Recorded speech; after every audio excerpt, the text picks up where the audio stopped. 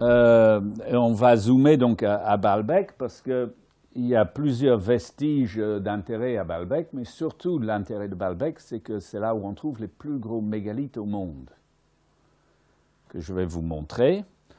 Donc d'abord, on va regarder le temple romain. Donc ça, c'est le temple de Jupiter, on dit, le temple de Jupiter.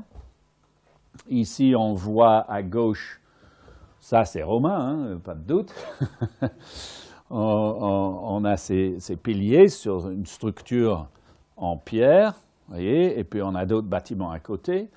Et puis le temple de Jupiter se trouve sur la hauteur ici, derrière les piliers là.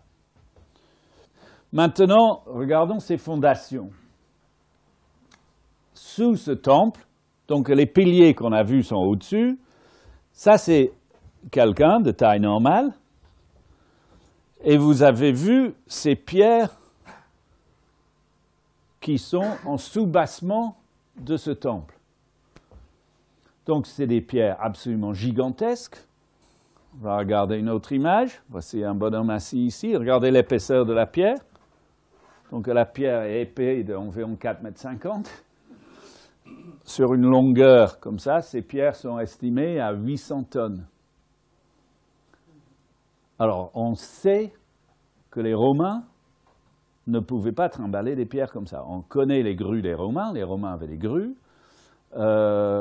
Ils pouvaient combiner plusieurs grues, hein. Ils pouvaient utiliser plusieurs grues pour soulever des poids plus élevés. Mais 800 tonnes, voilà. Baalbek. Le nom utilisé aujourd'hui remonte en fait à l'époque phénicienne, au 3e millénaire avant Jésus-Christ. Une des étymologies de ce nom signifie « dieu de la source ». Baal était le dieu sémite de la foudre et de la tempête, celle qui apporte la pluie et donc la fertilité. Bek évoque les deux sources qui, de tout temps, constituèrent les bases économiques de la ville et de fait la prédestinaient au culte de la fertilité.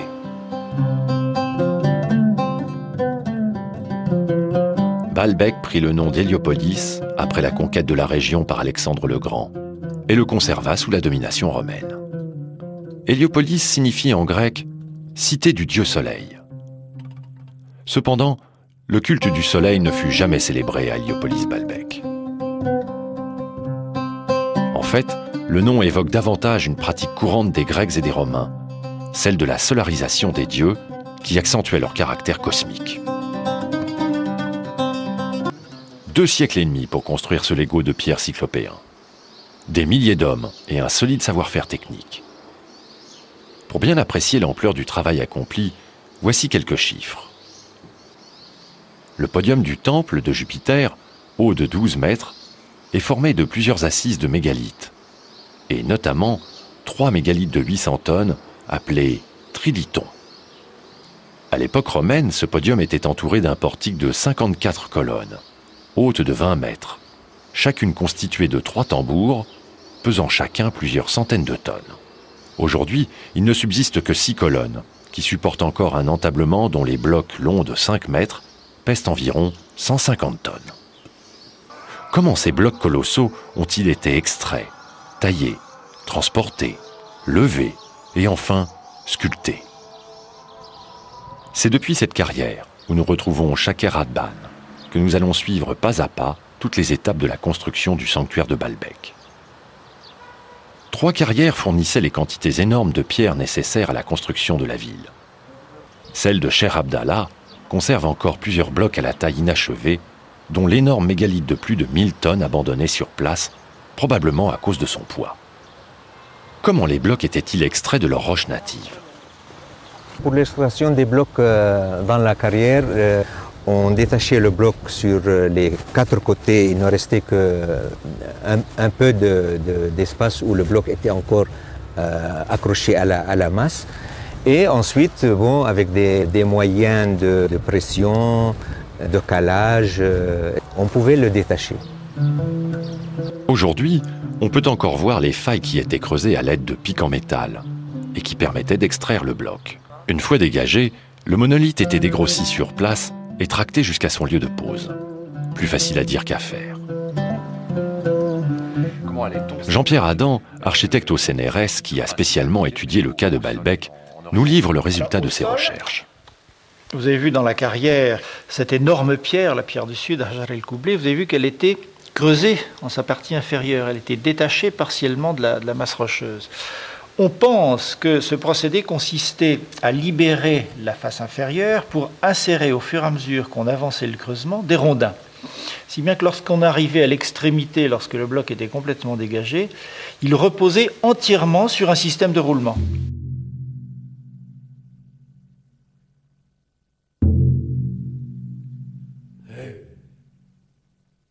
À partir de ce moment-là, on avait ménagé, bien entendu, à l'avance une chaussée relativement plane qui allait conduire exactement jusqu'au point de livraison, de mise en place de ce bloc. On ceinturait cette pierre par un système de câbles, de fret, qui était relié aux artifices de traction.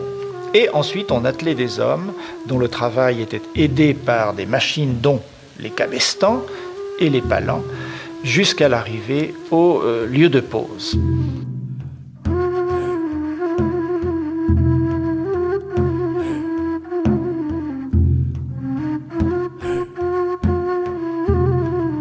Le cabestan, c'est un autre nom du treuil. On l'appelle cabestan parce que c'est une invention de marine. Les marins, les premiers, ont éprouvé le besoin, pour lever des charges lourdes, lever une ancre, monter les vergues, sur un espace étroit et mouvant, de s'aider de machines.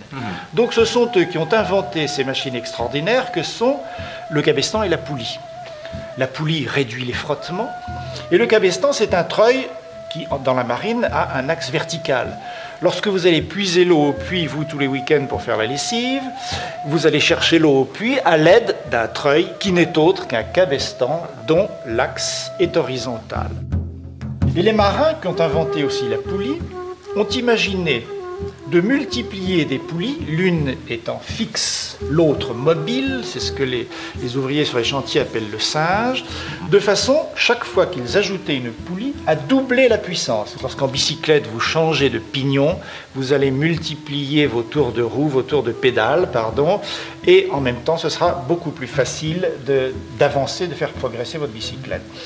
Cette invention est évidemment prodigieuse, puisque les Grecs, comme les Romains, c'est une invention probablement de marins grecs, peut-être de marins phéniciens, qui est apparue probablement dans le courant du VIe siècle avant Jésus-Christ, donc très tardivement dans l'histoire des civilisations et de l'architecture, et qui a été très vite généralisée dans l'architecture pour faciliter les transports sur les chantiers, aussi bien la traction au sol que la traction verticale pour monter les blocs jusqu'à leur plan de pose.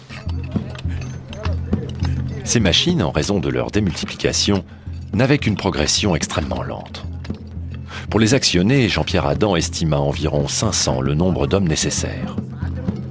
L'effort fourni était évidemment considérable, mais la main-d'œuvre, en grande partie une main-d'œuvre servile, était très abondante. Il y avait très certainement aussi des équipes de relais.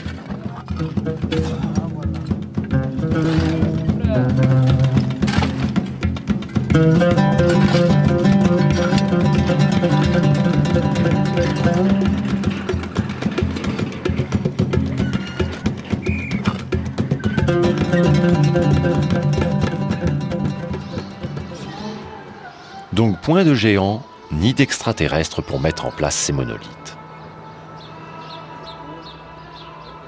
Pour preuve, les nombreuses traces de traction et de levage encore visibles sur le site, qui témoignent de l'emploi de ces techniques de construction.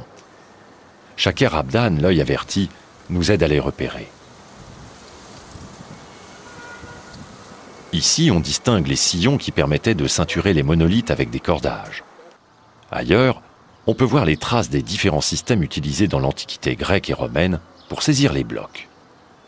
Le plus ancien est le tenon de bardage, qui permettait de passer les boucles des cordes. Mais cette technique nécessitait de ravaler ces tenons pour finir le travail. L'autre système consistait à utiliser des griffes autoserrantes, qui permettaient de saisir la pierre en la pinçant. L'inconvénient est que ces griffes laissaient apparent de petits trous sur la surface de parement. Le troisième système, de loin le plus utilisé, était la louve. C'est une sorte de pince inversée, encastrée dans la pierre, et qui joue son rôle de serrage sous l'effet du poids pendant le levage. Cet appareil présente l'avantage de se démonter et de ne laisser aucune trace en façade.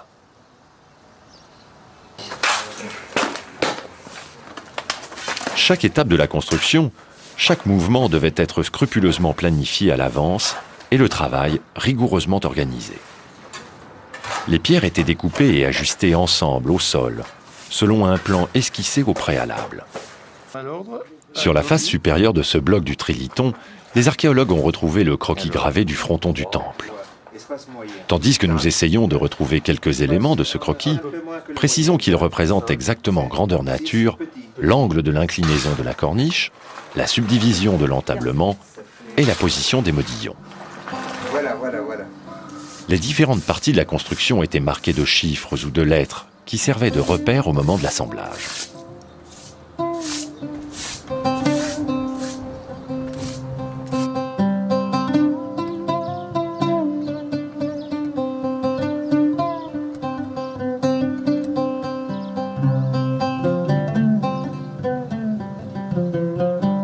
D'autres signes distinguaient les différentes entreprises de travaux en activité sur le site.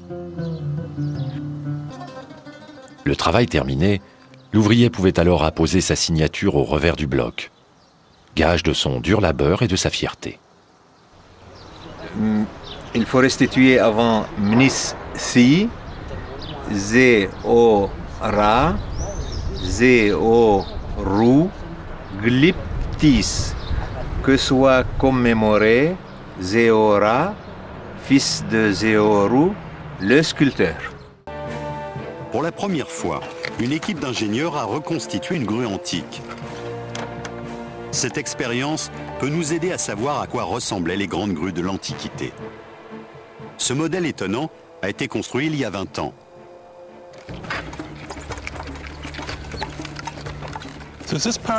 Cette partie de la grue s'appelle le cabestan.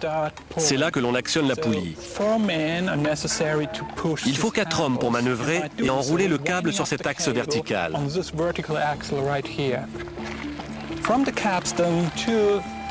Entre le cabestan et la grue, il y a un câble enroulé sur la grande roue là-bas.